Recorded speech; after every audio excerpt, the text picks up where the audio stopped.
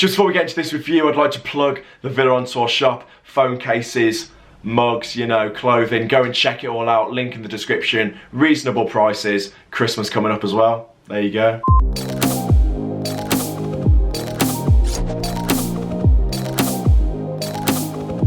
Right, hello, welcome back to another Villa on Tour video. Today I'm back doing another review for the Manchester United game. If you haven't already watched the Man United away vlog, I thoroughly recommend going to watch it. Link up there and in the description, because it was a pretty mad one. A lot of scenes when Grealish scored, which we'll come on to in a bit. It was just a bit mad. The whole occasion was really good as well, going to Old Trafford, you know, after being in the Championship for 3 years. That was very good, so go and watch that after you've watched this video. If you do want to enjoy this, please do leave a like, leave your thoughts as well on the Man United game. Without further ado, let's get into this one. I was a little bit worried before the game. I thought I'll probably take a point, but again, going to Old Trafford, like I said in the video as well, we've got a horrendous record there. We've won once there in the Premier League era, and that was like a decade ago when Agbonlahor scored that header. Even I know how bad Man United have been, I wasn't confident. And going into the game, Manchester United started well. I think Mata flashed the ball across the box early on, and that was a little bit nervy, but you know, early stages, we looked good as well. On the counter-attack, we looked very good going forward. El Ghazi looked pacey, looked like he was up for the game.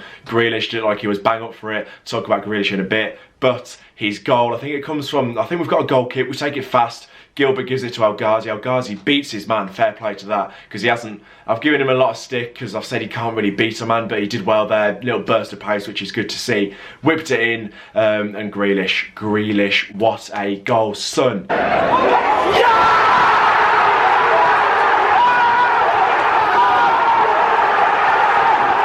Like, that is probably is it the goal of the season so far? I don't know, let me know, is that the goal of the season so far? I think it's definitely up there. He just whips it in, he cuts inside nice and fast and just whips it into that back post. De Gea's just watching it, literally no keeper in the world is saving that at all. Get that man in the England squad. I said it in the video, I hoped Southgate was watching. The only players that are similar to him are like Maddison and Mount, and if you look at all the stats, yeah, I'll show you some stats. So these are the stats comparing Grealish and Maddison, because there has been a lot of comparison between them so far this season. Goals and assists, Grealish is higher. Chances created, Grealish is higher. Dribbles completed, Grealish is higher. Balls carried, Grealish is higher. Fouls won, you guessed it, Grealish is higher. Higher who scored rating, Jack Grealish.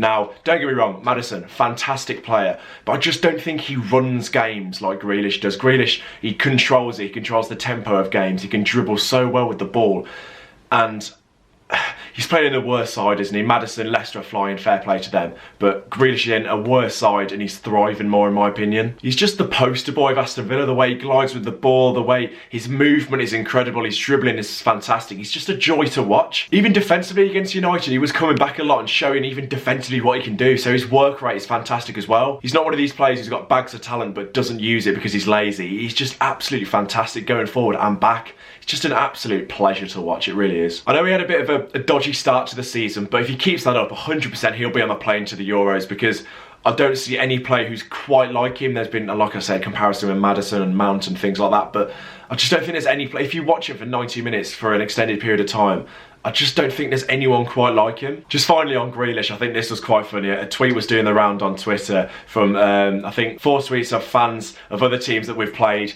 recently. A Man United fan says, only Manchester United can make Jack Grealish look like prime Zidane. An Arsenal fan said, only Arsenal Football Club can make Grealish look like Hazard. An Everton fan said, I was alive on the night Everton FC made Jack Grealish look like Andrea Pirlo. And then made Jack Grealish look like Iniesta tonight, the greasy haired little can't stand.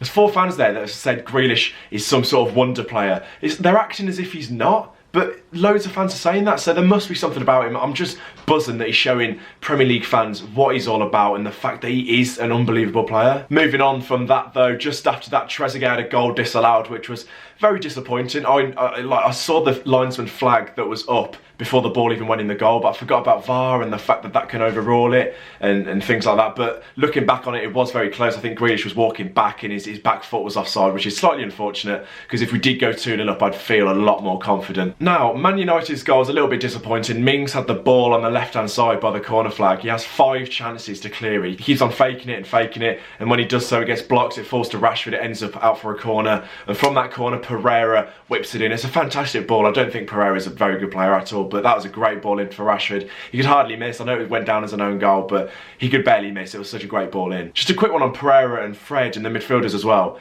They had about 4 fouls each without getting booked, which really annoyed me because Gilbert gave away a free kick as well. He got booked on the first one. So, yeah, the referee was little bit weird because the midfielders were just hacking at mostly Grealish all game. Hacking him down, tripping him up, etc. And it was annoying that it took like 5, 6 fouls for them to actually get booked. So going into half-time, we 100% deserved to be winning. A little bit disappointed that we weren't. But, you know, because there was always going to be a reaction coming out for the second half of Man United. And we did see that. You know, early stages of the second half, they had most of the ball. Heater made a few saves. It was all Man United, to be fair, at the start of the second half. We had a chance to take the lead. Trezeguet with an outside of the foot sort of cross across the box. Fantastic ball. Defenders are sleeping. Grealish finds himself in a great position. I think it may have shocked him that actually got through because he was stretching. Should have scored. Absolutely should have scored, and that would have made it 2-1 Villa as well. A little bit annoying, but what can you do? You've got to take your chances against these big sides away from home especially. And then Man United take the lead. It's a great header from Lindelof. I know it comes off Wesley's head to start with, but you can't blame him. It's a great header from Lindelof, and it's a little bit disappointing that both goals have come from crosses. I don't know if that's something to work on there, but it's something we probably ought to have a look at. Now, it's at this point that I start to worry because we don't have a great record at Old Trafford, like I said. We're losing at this point. It's unlikely we're going to get anything out of the game, and if we are, it's going to be a draw. So I am a little bit nervous at this point. But then, 2 minutes later, we take a short corner. We seem to take a lot of short corners recently. A lot of them don't tend to work, but thankfully this one did. Target clipped the ball over the top. Mings scored, and it was really weird because Mings didn't celebrate. You know, if that was without VAR, he would have run over to the corner flag, giving it all this, knee slides, your lot. But he didn't. He just jogged back to the halfway line, you know, shrugging, and I didn't say, well, we celebrated for about 2 seconds. Even though the linesman's flag was down, I thought all of them were offside. I think all of them were offside apart from Mings. So that's why it looked offside to me from where I was sat. I don't always agree with what Danny Murphy says, but he was on TalkSport the other day, and I'm not going to play it because it's like 3 minutes long, but it's on my Twitter, so if you want to go and find it, feel free. He talks a lot of sense, saying that VAR is ruining the sort of enjoyment for players and celebrating goals and for fans as well. Because Mings has just scored at Old Trafford. Any other occasion, you go absolutely mad, but he sort of wasn't allowed to, and that didn't sit well with me. I'm not a fan of that at all.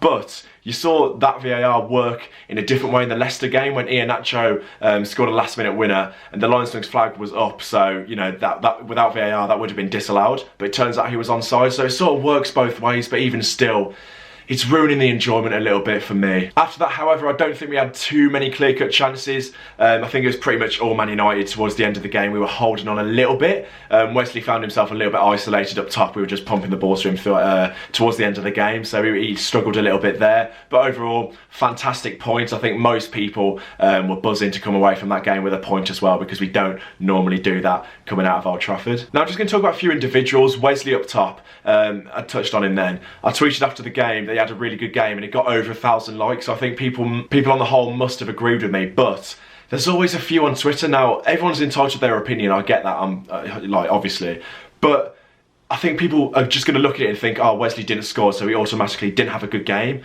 For me, I just think that's a little bit narrow-minded. I think he held at the ball so well, especially towards the end of the game when he was isolated a lot against Harry Maguire, who's a fantastic defender. He held at the ball very well. He sprayed it out. Passing was good. I know he didn't have too much goal threat, but it's Old Trafford at the end of the day, and I think, you know, he's getting there. He's progressing every game. He's not your 20 goal a season striker, but for me, he did have a really good game. Now, I'm going to talk about McGinn a little bit. Billy comes up with a comment here. It says, thoughts on McGinn last couple of weeks? For me, he's just not been himself. Always looks a bit tired and sluggish. Maybe all the games he's played is starting to get the better of him. It's a good point. I mean, he's played pretty much every game for Villa this season, if not every game. Plays for Scotland, obviously, in the international break. Pretty much carries them. I agree with Billy. He hasn't been himself for the last few weeks. You know, because normally he's an 8, 9 out of 10. But in the last couple of weeks, he's only really been a 7. And, you know, that's still good. We've got such high expectations of John McGinn that when he has sort of like an average game, we think that counts as a bad game. But, you know, I'm sure he'll return to his normal self. I just think he's having a few off games, which everyone has. I think he does need a rest, but he's that good that I just don't think Just don't think we're going to give it to him. Holly as well says,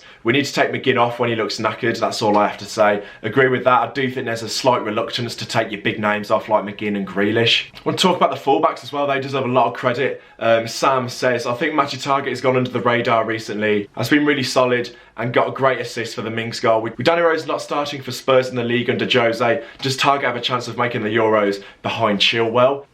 Don't know, it's a big shout. I think he had a fantastic game. Obviously, he got the assist for the Mings goal. He's so good. You can clearly see that the difference between him and Neil Taylor. Gilbert as well. I think he got caught a lot in the first half. He was getting, shoved off the ball a little bit. But overall, I think he had a really good game as well. So the fullbacks are really coming into their own. They're having fantastic games with both of them, getting forward and defensively as well. Conser had a great game as well, but Chelsea coming up 4 days after Man United. Does he come out for Engels? Because Engels is back fit now, but Conser's been that good that Smith isn't going to take him out. So let me know again. I talked about it before the United game. Would you start Conser again versus Chelsea? Obviously the Christmas period's coming up, so there's going to be a little bit of rotation. So I'm sure we will see Engels at some point, but Conser's been that good that for me, I'd probably start him in the Chelsea game, but I don't know, it depends on his fitness and things like that. I don't know anything yet, but I think El Ghazi's probably out because he did get injured in the Grealish goal. I think he landed awkwardly, his ankle, he might have rolled it or something like that. Trezeguet's fantastic replacement. I like the look of him on Sunday, but it leaves us a little bit light on the bench. We don't really have a winger to come on. I know Hotter's back, but he's not pacey enough for me. We've got Kodja, but I don't trust him at all. So that is a little bit of a worry. In terms of changes for Chelsea, it's a tough one. I can see Nakamba potentially coming in for Luiz because Luiz did look a little bit leggy towards the end of the game. It's going to be a tough game away at Chelsea. They're going to have a lot of the ball. Nakamba's fresh. He obviously hasn't played for a couple of weeks. So I'd like to see him come back in, but depends on the fitness. I don't know any of that, so it's up to Dean Smith, but it'd be interesting to see what changes we do see against Chelsea. Overall, I just want to say, fantastic points. I mean, we've got a horrendous run coming up, so to get a point away at Old Trafford is a really good start. Going on to Chelsea, I did a preview on the Villa View, so go and check that out. I did that with Dan Bardell, that's out now, so go and look at that for my thoughts on Chelsea. Of course, I'll be there on Wednesday night at Stamford Bridge. I'm a little bit nervous, I'm not too confident. I know Chelsea lost at West Ham, but I just don't see them losing 2 in a row at home as well, so you got to be positive going into it, but I'm not. I'm just not really looking forward to it. I think we will lose, but anything can happen. Let's just hope that Villa turns up that turned up at Old Trafford and Chelsea have another stinker, hopefully. Obviously, leave your thoughts on the Man United game and the upcoming Chelsea game in the comments below. I'll be reading all of them. Leave a like on the video if you have enjoyed it. Let me know your thoughts on everything. Subscribe if you are new. Go and check out the Man United video, of course. And yeah, I'll see you in the next one. Up the Villa.